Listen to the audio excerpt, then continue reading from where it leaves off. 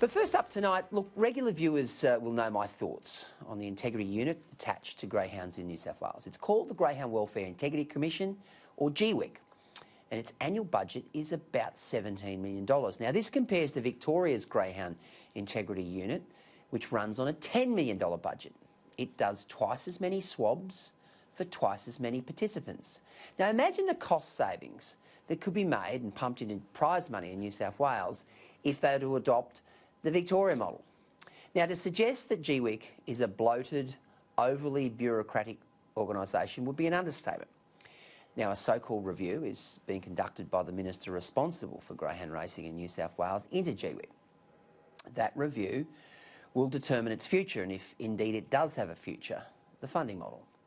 It's no secret that Greyhound Racing New South Wales, which runs greyhounds in that state, does not support GWIC in its current form because of the way it conducts its business.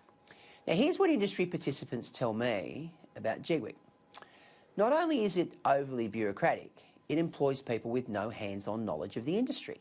It employs vets that have qualifications to treat dogs but with little knowledge of canine athletes, such as greyhounds. Stewards are frustrated.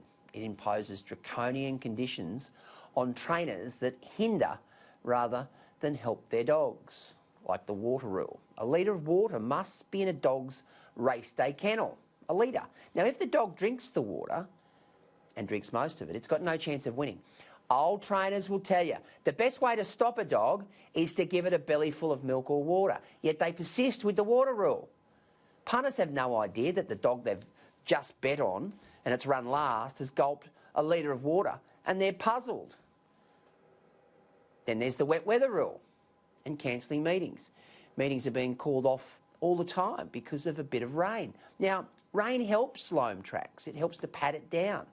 Then there's, of course, the recent retirement, in quotes, retirement of Chief Steward Gail Thorsby. Questions surround that one. It's simple. GWIC must go.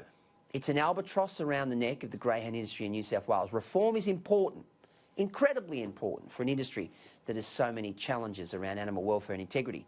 But you can't put the cart before the horse. Getting integrity right is in everybody's interests, but this system just isn't working.